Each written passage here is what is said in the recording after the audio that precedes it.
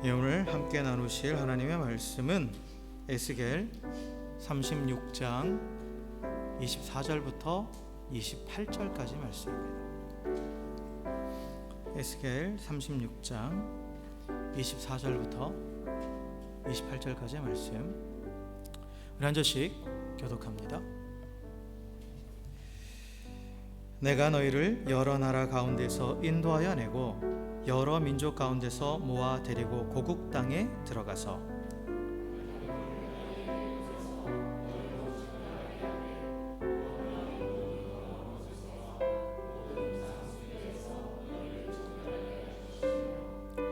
또 새 영을 너희 속에 두고 새 마음을 너희에게 주되 너희 육신에서 굳은 마음을 제거하고 부드러운 마음을 줄 것이며,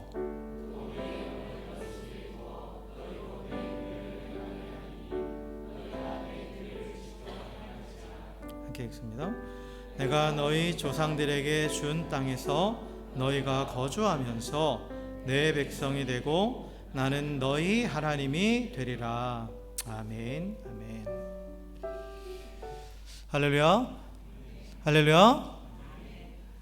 네, 우리 옆에 계신 분하고 이렇게 인사하겠습니다. 새해에도 주의 사랑으로 사랑하고 축복합니다. 이렇게 인사하겠습니다.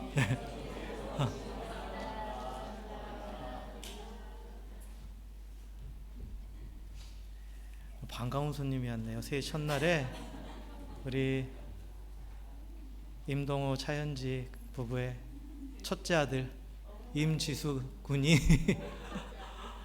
예, 또 예배 그랬죠. 그래서 깜짝 놀랐네. 네. 좀 이따 같이 기도하도록 하고요. 네, 오늘은 새해 첫 주일입니다. 또 2025년 새해가 밝았고 또 이렇게 첫 주일을 맞이했는데, 올해 우리 교회 표어가 새 영, 새 마음이에요. 그래서 에스겔서 36장 24절에서 28절을 중심으로 한 이 새 영, 새 마음이라는 이 표어로 이제 우리가 또 올 한 해를 또 이렇게 교회 목표를 삼아서 가는데, 그러하게 오늘 또 이 표어와 관련된 이 에스겔서 말씀을 가지고 한번 나누려고 합니다. 사실 오늘 말씀이 좀 쉽지는 않아요.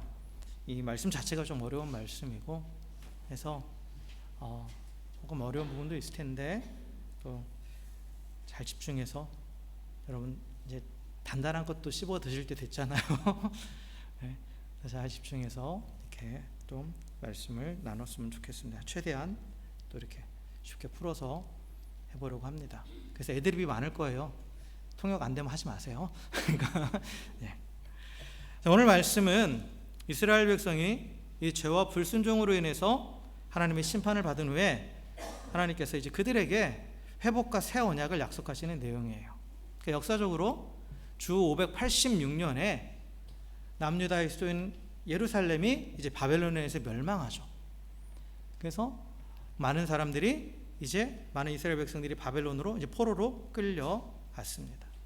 그래서 에스겔이 이 예언하는 이 당시가 바로 이제 포로기예요. 그리고 에스겔이 이 예언을 어디서 했냐면 바벨론으로 끌려가서 거기에서 을레강변에서 환상을 보고 또 예언을 하는 거죠. 이 당시 이스라엘은 나라가 망했으니까 정치적으로 군사적으로 완전히 무너졌죠. 그리고 성전도 완전히 파괴됐어요. 그러니까 하나님과 관계도 끊어진 아주 절망적인 상황이죠. 고향도 잃어버렸고 또 영적인 고향인 성전도 잃어버렸고 나라도 망했고, 그래서 멀리 이국 땅에서 타향살이하면서 또 하나님의 보호하심과 인도하심조차도 느껴지지 않는 그런 아주 암울한 상태에 있었습니다. 그런데 이런 암울한 상태에 있는 이스라엘 백성에게 오늘 본문의 말씀은 희망을 주는 말씀이죠. 하나님께서 그들을 회복시키신다라는 거예요. 구체적으로 어떻게 일으키실 것이고 어떻게 회복하실 것에 대한 확실한 약속을 오늘 담고 있는 말씀입니다. 그런데 사실 오늘 읽은 이 약속은, 이 에스겔을 통해 주신 약속은 단순히 이스라엘이라는 한 민족만을 향한 약속이 아니에요.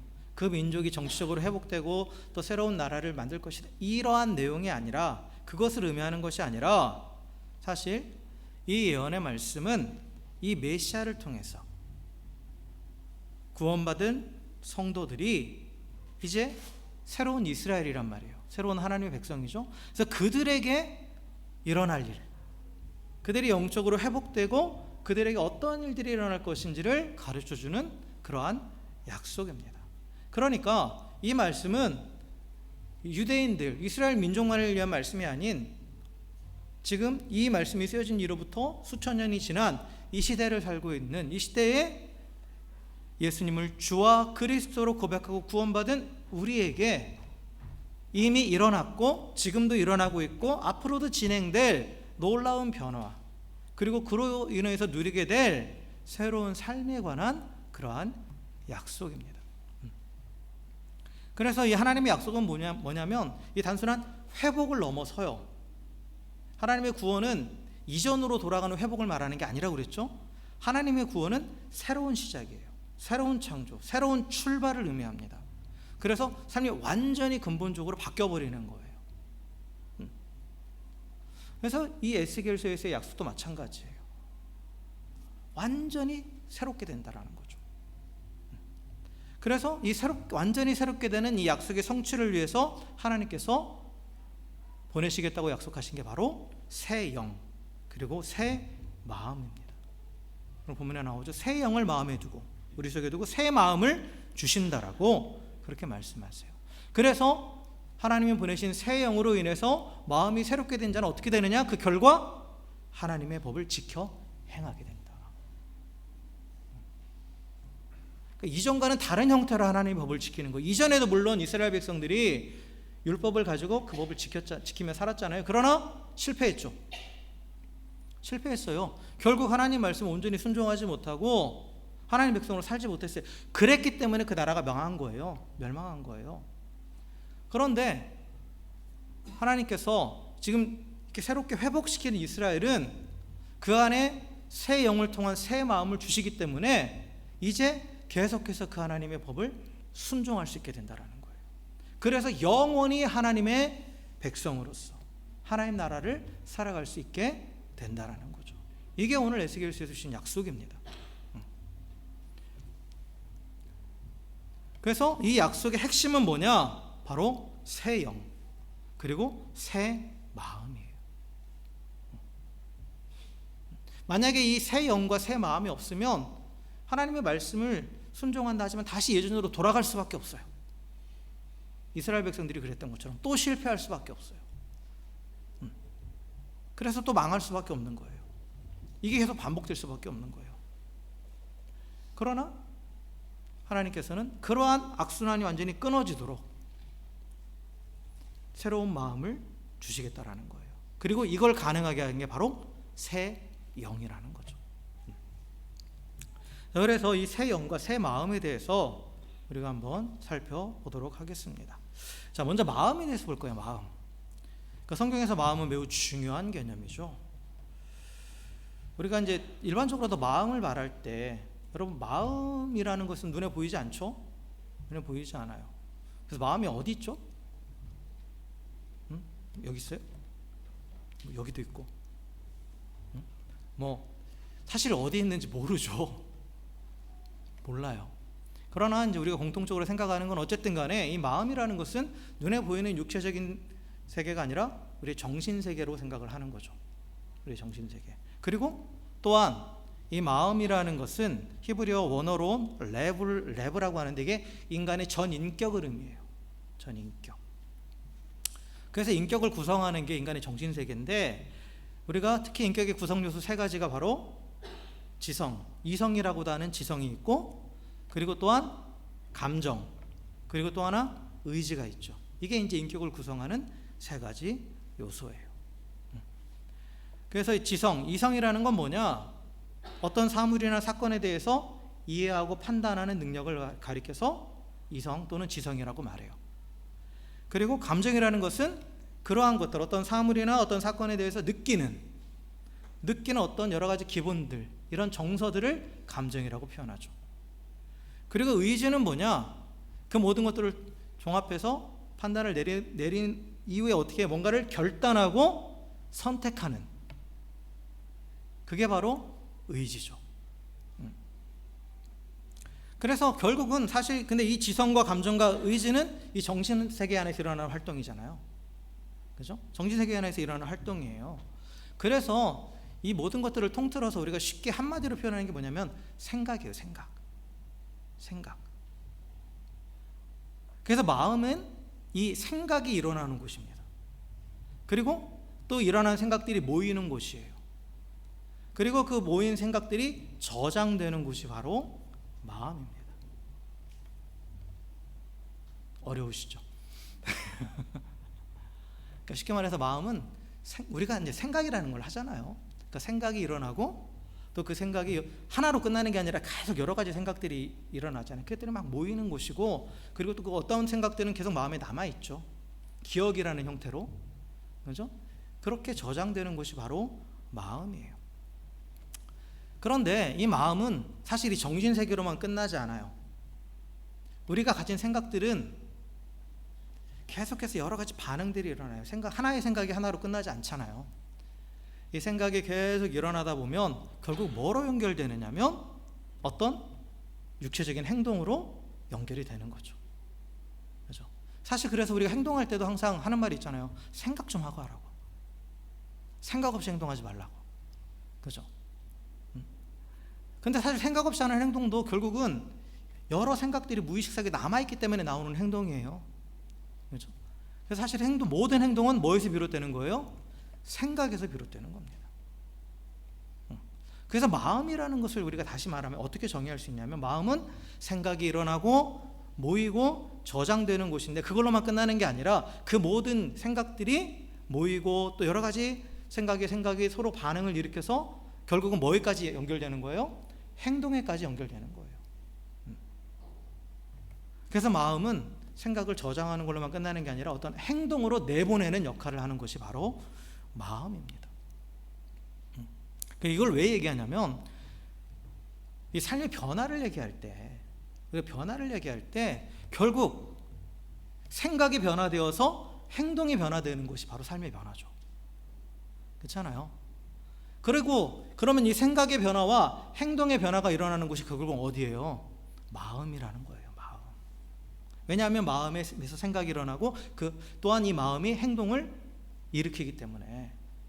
그렇기 때문에 진정한 변화는 생각의 변화와 행동의 변화인데, 그것이 결국 뭐를 통해서 일어나는 거예요? 마음의 변화를 통해서 일어나는 거예요.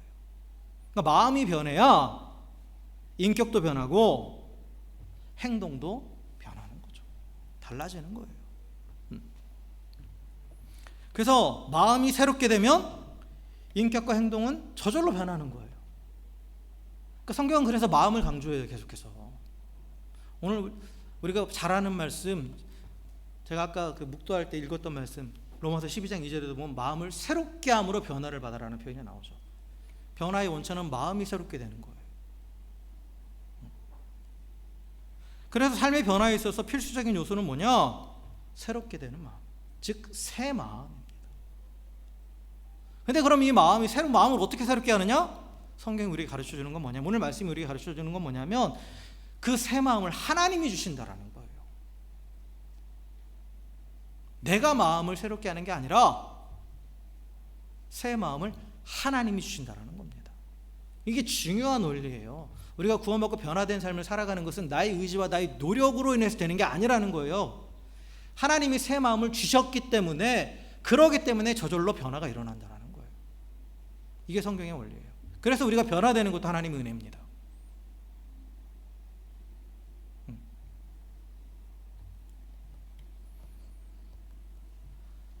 그래서 오늘 이렇게 하나님께서 자기 백성에게 새 마음을 주신다고 그랬는데, 이 새 마음이 뭐냐, 새로운 마음이 뭐냐라고 했을 때, 그 26절에 보면 이 새 마음을 너에게 주되 너희 육신에서 굳은 마음을 제거하고 부드러운 마음을 줄 것이며, 그 다음에 27절에 보면 너희가 내 규례를 지켜 행할 것이라, 이렇게 말해요. 그러니까 여기서 새로운 마음은 부드러운 마음이에요. 근데 이 부드러운 마음이라는 건 뭐냐? 하나님의 말씀을 듣고 그 말씀을 지켜 행하는 마음이라는 거예요.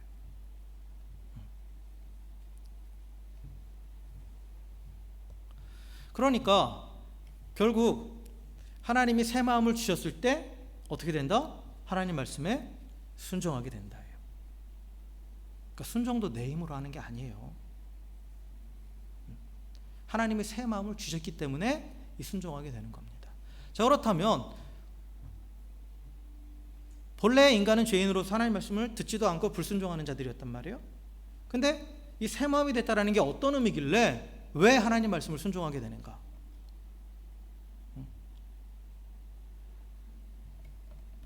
자, 이 새 마음이 정말 어떤 의미인지를 알아보기 위해서는 먼저 그렇다면 새 마음과 반대가 뭐겠어요? 오래된 마음?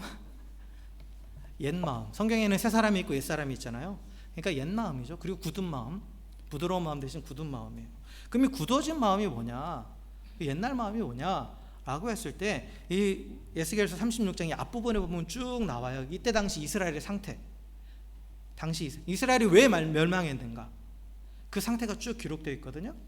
그러니까 그들이 가지고 있던 그 상태가 바로 옛날의 모습이에요. 옛 마음이에요. 굳어져 있는 마음이에요. 그러니까 이스라엘이 멸망한 원인은 결국 하나님 말씀에 순종하지 않았기 때문이에요. 그러면 하나님 말씀을 그들이 왜 순종하지 않았느냐? 그들의 마음이 굳어 있었기 때문에. 그게 어떤 상태냐? 36장 1절부터 쭉 보면 한마디로 말하면 우상을 섬기는 거예요. 그러니까 굳은 마음은 뭐냐? 우상을 섬기는 겁니다. 여러분 성경에 보면 또 신약 성경에 보면 쓴뿌리라고 나오죠? 여러분 쓴뿌리에 대한 해석을 너무 인간의 뭐 잘못된 과거의 기억 이런 걸로 많이 풀어가는데 사실 쓴뿌리도 우상 숭배예요. 마음을 단단하게 만드는, 굳게 만드는 게 뭐냐? 우상 숭배입니다. 우상을 숭배한다는 건 뭐냐? 하나님의 자리에 다른 것을 올려놓는 거예요. 그게 우상을 숭배하는 거죠. 그러니까 이스라엘 백성이 한 행동들에 대해서 36장의 앞부분에 보면 그게 나와요. 하나님을 버리고 그들이 우상을 섬겼다 이거예요. 그리고 우상을 섬긴다라는 건 뭐냐? 결국은 내가 하나님이 되는 거예요. 여러 번 말씀드렸죠. 왜 우상을 만들어서 섬긴다고 그랬어요? 사람은 내가 원하는 것을 내 힘으로 할 수 없을 때 뭔가를 의지하죠. 그죠? 그래서 그걸 의지하는 대상을 통해서 내가 원하는 것을 얻어내려고 그래요. 그래서 우상을 만들어내는 거예요. 그 우상을 섬기기 위해서 만드는 사람은 없습니다. 섬기는 것 자체의 우상의 섬기는 것 자체가 목적이 되는 사람은 없어요. 우상을 잘 달래고 섬겨서 어떻게 하려는 거예요? 내가 원하는 것을 얻어내려고 하는 거예요. 그러니까 우상도 결국 내가 만들어내는 거죠. 그렇죠? 내 목적을 위해서 만들어내는 거예요. 그래서 진짜 우상은 뭐냐? 나예요, 나. 내가 섬기는 진짜 우상은 나예요, 나. 내가 하나님이 되는 거죠. 그리고 내가 하나님이 된 자, 나를 사랑하는 자는 하나님을 사랑할 수 없습니다. 하나님을 미워할 수밖에 없어요. 하나님도 사랑하고 우상도 사랑할 수 없다라고 성경은 분명히 말씀하고 있죠. 우상을 섬긴다는 것 자체가 하나님을 부정하는 거예요. 하나님을 대적하는 거예요. 그래서 굳은 마음은 다시 말하면 뭐예요? 하나님을 미워하는 마음이에요. 하나님을 미워하는 마음입니다. 이게 옛 마음이에요. 그래서 옛 마음은 스스로 하나님이 되어서 하나님보다 나를 더 사랑하기 때문에 하나님께 순종하려 하지도 않고 하나님께 순종할 수도 없습니다. 로마서 8장 7절에 보면 바울이 정확하게 말했어요. 육신의 생각은 하나님과 원수가 되나니 이는 하나님의 법에 굴복하지 아니할 뿐 아니라 할 수도 없음이라 라고 분명히 말했어요. 그러니까 내가 우상이 되어 있는 사람은 하나님을 미워하기 때문에 하나님을 대적하는 거예요. 이거 미워한다는 게 좀 눈을 끼고 이게 아니에요. 대적한다라는 거예요. 하나님 인정하지 않고. 그렇기 때문에 하나님 법을 따르지 않죠. 내가 대적하는 대상의 법을 왜 따라가요? 그리고 그렇게 할 수도 없다라는 거예요. 그래서 이 옛 마음, 하나님을 미워하는 우상을 섬기는 옛 마음이 있기에 하나님 말씀에 불순종하는 결과가 나온 거예요. 그러니까 불순종하는 결과도 결국 뭐에서 비롯된 거예요? 마음에서 비롯된 거죠. 자, 그렇다면 이 옛 마음과 대조되는 새 마음은 뭐겠어요? 하나님을 사랑하는 마음이죠. 하나님께서 그 백성에게 주시는 새 마음은 다른 게 아니라 하나님을 사랑하는 마음이에요. 죄로 인해서 하나님을 미워하는 그 마음이 있던 자들에게 그 마음을 제거하시고 뭐를 주신다? 하나님을 사랑하는 새 마음을 주신다라는 거예요. 그래서 우리가 하나님을 사랑할 수 있는 것도 하나님이 우리에게 새 마음을 주셨기 때문에 그런 겁니다. 그리고 하나님을 사랑하기 때문에 순종하는 거예요. 여러분, 순종의 동기와 근거는 뭐냐? 사랑이에요. 여러분, 누군가 사랑하셨고 지금도 사랑하시죠? 우 집사님, 남미라 씨는 사랑하시죠? 그 사랑은 뭐예요? 조건 없이 상대방을 위해서 헌신하는 거죠. 헌신하고 계시죠? 응? 그래서 이 헌신을 통해서 뭐를 원해요? 상대방이 기뻐하기를 원해요. 나의 헌신을 통해서. 그러면 내가 기쁜 거예요. 이게 진정한 사랑의 모습이죠. 뭐 남편과 아내 사이는 그렇게 많이 식었더라도 자녀들을 생각해 보시면, 자녀를 위해서 기꺼이 헌신하면서 자녀가 잘 되고 또 자녀가 기뻐하는 모습을 보면 부모는 기뻐하죠. 그렇죠? 그러니까 사랑하면 헌신하게 돼 있어요. 헌신한다는 것은 그 상대방을 기쁘게 하기 원한다라는 거예요. 상대방에게 기쁨을 주기 원한다라는 거예요. 나의 모든 것을 다해서. 하나님을 사랑하는 자는 그렇기 때문에 하나님을 기쁘시게 하기 원하는 거예요. 그리고 하나님 뭘 기뻐하시느냐? 우리가 뭔가 갖다 바치는 걸 기뻐하시느냐? 아니에요. 성경이 우리에게 분명히 가르쳐 주는 거. 하나님이 가장 기뻐하시는 건 뭐냐? 사무엘상 15장 22절에 보면 사무엘이 이르되 여호와께서 번제와 다른 제사를 그의 목소리를 청정하는 것 같이 청정하는 것을 좋아하신 같이 좋아하시겠나이까. 말을 되게 어렵게 썼어요. 그러니까 하나님께서 예배하고 뭔가 하나님께 갖다 바치는 걸 하나님 말씀에 순종하는 것보다 기뻐하겠느냐 이거예요. 순종이 제사보다 낫고 듣는 것이 순양의 기름보다 나으니 라고 말하고 있어요. 듣는 것, 듣고 청정하는 것, 하나님 말씀을 듣고 따라가는 것, 즉 순종이에요. 이 순종이 다른 무엇보다 더 하나님이 기뻐하시는 거라는 거죠. 그렇기 때문에 하나님을 사랑하는 새 마음, 부드러운 마음을 가진 사람은 기꺼이 하나님 말씀에 순종하는 겁니다. 그러니까 우리가 순종하는 이유, 사랑하기 때문에 그런 거예요. 하나님이 순종하지 않으면 벌 주시기 때문에, 또 순종하면 뭔가 나에게 대가를 주시기 때문에 순종하는 게 절대 아닙니다.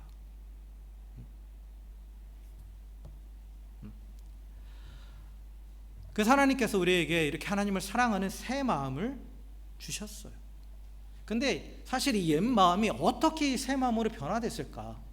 옛 마음이 어떻게 제거되고 새 마음이 우리 안에 들어왔는가? 라고 했을 때 이때 중요한 역할을 하는 게 뭐냐면 바로 새 영입니다. 새 영. 그러니까 새 영을 먼저 두신다라고 표현되어 있잖아요. 새 영이 임해야 마음이 새로워지는 거예요. 새 영. 자, 영이라는 것이 어디서부터 비롯되냐는 것은 우리가 창세기 2장에 보면 잘 나와 있죠. 창세기 2장 7절에 보면 하나님께서 흙으로 사람을 만드시고 나서 그 코에다가 생기를 불어넣으셨을 때 사람이 살아있는 존재가 되었죠. 그렇죠? 이때 하나님께 사람의 코에 불어넣으신 이 생기, 하나님의 숨결, 이게 히브리 말로 말하면 루아흐인데 이게 바로 영입니다. 영. 그래서 이 영이 들어갔을 때, 사람에게 하나님의 숨결이 들어갔을 때 그때서야 비로소 사람은 살아있는 존재가 된 거예요. 그죠? 그래서 영이라는 것은 사실 아까 마음의 세 가지 요소가 있었지만 그거를 초월해서 마음과 온 인간을 지배하는 가장 중요한 요소는 바로 영이에요. 사람을 살아있게 만드는, 그리고 인간을 하나님의 형상답게 만드는, 가장 직접적으로 하나님으로부터 왔잖아요. 영이라는 게. 우리가 하나님의 모양과 형상대로 지음받았다고 했을 때 이런 외모를 가지고 얘기하는 게 아니에요. 하나님의 영이 우리 안에 있기 때문에 우리가 그 하나님의 DNA, 유전자, 요즘식으로 표현하면 그게 우리 안에 들어온 거잖아요. 그렇기 때문에 우리가 하나님의 모양과 형상대로 지음받은 존재인 거예요. 그리고 이 영이라는 것은 또한 어떤 역할을 하냐면 하나님은 영이시죠.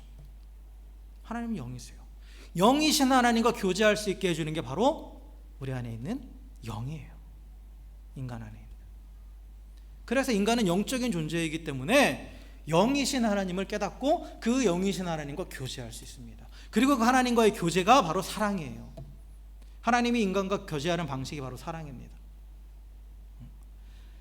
그래서 인간은 영이 있기 때문에 영이신 하나님과 사랑의 관계 안에서 그 모든 풍성함을 누리는 영적인 존재예요. 이게 원래 인간의 모습이에요. 그런데 인간이 창세기 3장에 보면 스스로 하나님이 되고자 하나님을 대적하기 시작했죠. 미워했죠. 그 순간 그 안에 뭐가 깨졌냐면 하나님의 모양과 형상이 깨져버렸어요. 즉 하나님의 영이 깨져버린 거예요. 그래서 영적으로 죽었죠. 선악과를 따먹었을 때 아담과 하와가 죽었어요, 살았어요? 죽었어요, 살았어요? 뭐? 살았니? 죽었니? 어? 죽었죠.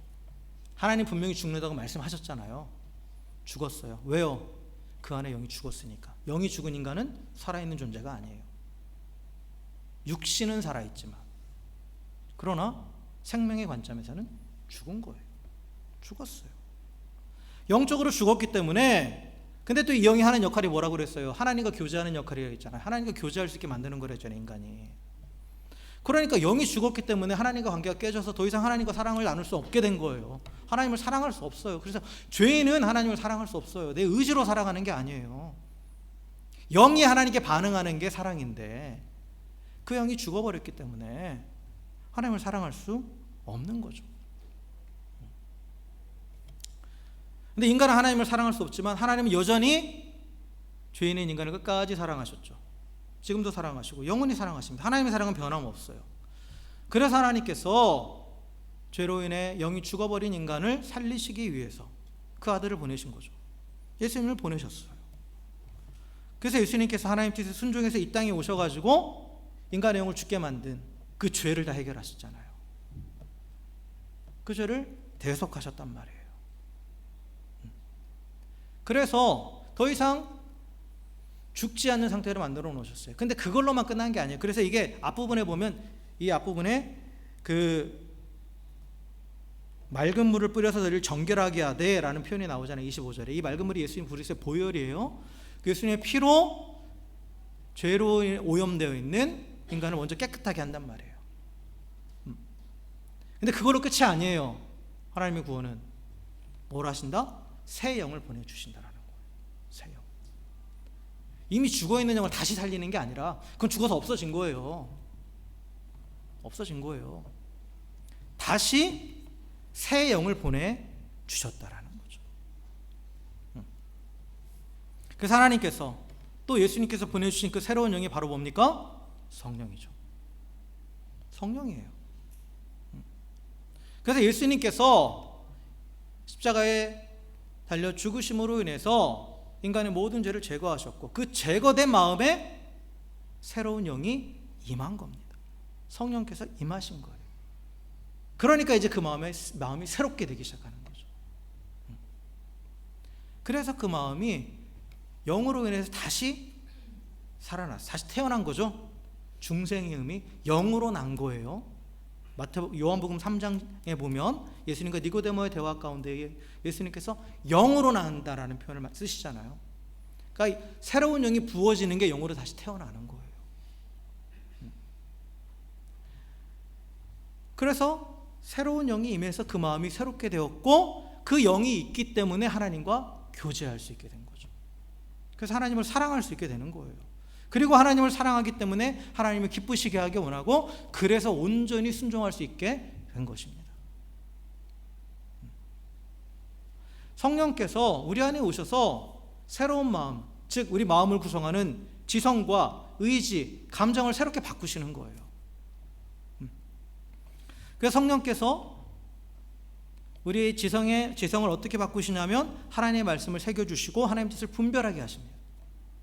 그래서 성령께서 우리 의지를 어떻게 바꾸시냐면 내 육신을 따르고자 했던 그 육신을 굴복시키고 하나님의 뜻을 선택하여 행하도록 능력을 주세요.